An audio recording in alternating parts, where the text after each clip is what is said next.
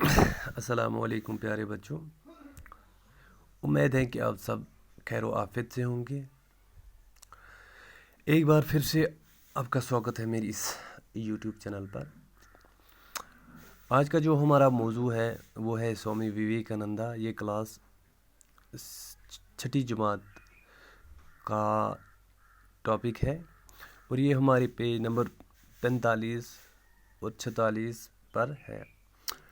تو جیسے کہ کل میں نے آپ کو اس کلاس میں بتایا سوامی وویکانندا کے بارے میں، وہ کہاں پیدا ہوئے، کس شہر میں پیدا ہوئے، کب پیدا ہوئے، یہ سارا میں نے آپ کو کل کی ویڈیو میں بتایا ہے۔ آج کا جو ہمارا موضوع ہے وہ ہے اسی سبق کا الفاظ معنی اور اس سبق کے سوالات آج ہم کریں گے۔ تو پہلا لفظ جو ہے وہ ہے اس کا رجحان۔ جو مشکل الفاظ ہے اس کے وہ ہے رجحان۔ رجحان کا لفظی مطلب ہوتا ہے توجہ۔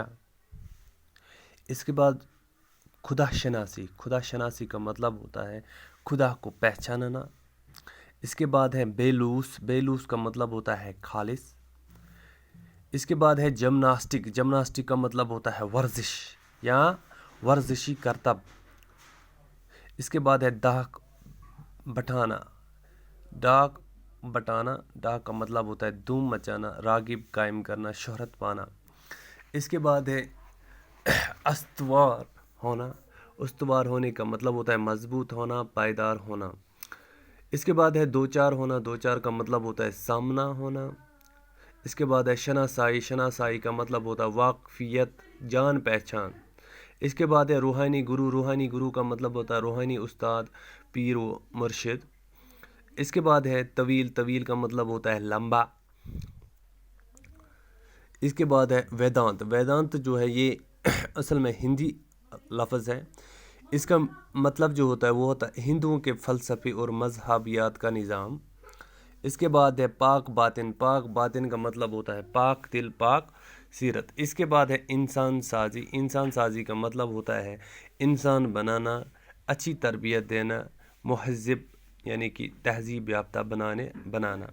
فرقوں جو ہے یہ اصل میں فرقہ کی جمع ہوتا ہے۔ فرقہ جو ہوتا ہے ذات۔ اس کے بعد اس موضوع کے جو ہے وہ سوالات ہیں۔ سوالات کچھ اس طرح سے ہیں، وہ ہے پہلا سوال جو ہے ہمارا اس کا وہ ہے سوامی وویکانند کس شہر میں پیدا ہوئے؟ سوامی وویکانند کس شہر میں پیدا ہوئے؟ اور اس سوالات کا جواب جو ہے وہ ہے سوامی وویکانند ہندوستان کے ایک مشہور شہر کلکتہ میں پیدا ہوئے۔ پھر سے ایک بار میں بتاتا ہوں، سوامی وویکانندا ہندوستان کے ایک مشہور شہر کلکتہ میں پیدا ہوئے۔ اس کے بعد دوسرا سوال اس کا ہے وہ ہے سوامی وویکانند کا اصلی نام کیا تھا؟ سوامی وویکانند کا اصلی نام کیا تھا؟ اس کا جواب جو ہے وہ ہے سوامی وویکانند کا اصلی نام نریندر دتا تھا۔ ایک بار پھر سے میں بولتا ہوں، سوامی وویکانندا کا اصلی نام نریندر دتا تھا۔ اس کے بعد اس لیسن کا تیسرا سوال ہے وہ ہے وویکانندا نے شری راما کرشن سے کیا سوال پوچھا؟ اس سوال کا جواب ہے وویکانندا نے شری راما کرشن سے یہ سوال پوچھا ہے، کیا آپ نے خدا کو دیکھا ہے؟ یعنی وویکانندا نے شری راما کرشن سے یہ سوال پوچھا کہ آپ نے خدا کو دیکھا ہے۔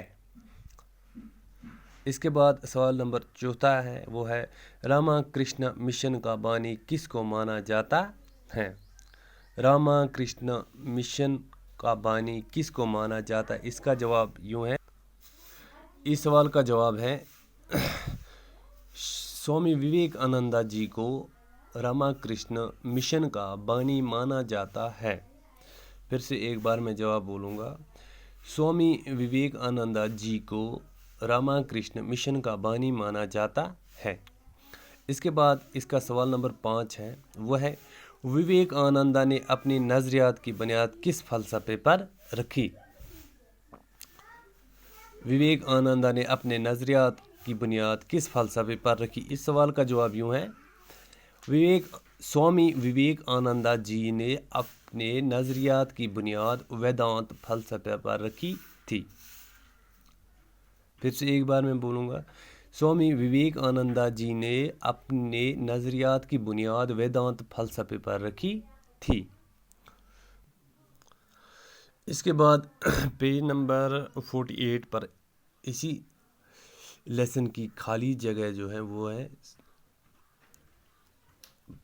پارٹ نمبر 3 اس لیسن کا، وہ ہے خالی جگہوں میں صحیح لفظ لکھیے۔ خالی جگہوں میں صحیح لفظ لکھیے۔ پہلا جملہ جو ہے وہ ہے وویک آنند کا اصلی نام ڈیش ڈیش تھا۔ یہاں پر ہمیں دیکھنا ہے اس خالی جگہ میں کیا آئے گا، وویک آنند کا اصلی نام کیا تھا۔ آپ کو پتہ ہی ہوگا بچوں، وویک آنند کا اصلی نام جو تھا وہ نریندر دتا تھا۔ وویک آنند کا اصلی نام نریندر دتا تھا۔ اس کے بعد دوسرا جملہ جو ہے وہ ہے وویک آنندہ طویل ڈیش ڈیش پر نکلے۔ وویک آنندہ طویل ڈیش ڈیش پر نکلے۔ اس میں آئے گا وویک آنندہ طویل سفر پر نکلے۔ وویک آنندہ طویل سفر پر نکلے۔ اس کے بعد تیسرا سوال جو پارٹ جو ہے، اس کا تیسرا جملہ جو ہے وہ ہے انہوں نے انسان سازی کو اپنا ڈیش ڈیش قرار دیا۔ انہوں نے انسان سازی کو اپنا ڈیش ڈیش قرار دیا۔ اس میں آئے گا انہوں نے انسان سازی کو اپنا مقصد قرار دیا۔ انہوں نے انسان سازی کو اپنا مقصد قرار دیا آئے گا، اس میں مقصد آئے گا۔ اس کے بعد چوتھا جملہ جو ہے وہ ہے ان کے خطبات پر مشتمل کئی کتابیں ڈیش ڈیش پر آ چکی ہیں۔ اس کا جواب جو ہے یا اس خالی جگہ میں جو ہے وہ آئے گا ان کے خطبات پر مشتمل کئی کتابیں منظر عام پر آ چکی ہیں آئے گا۔ پھر سے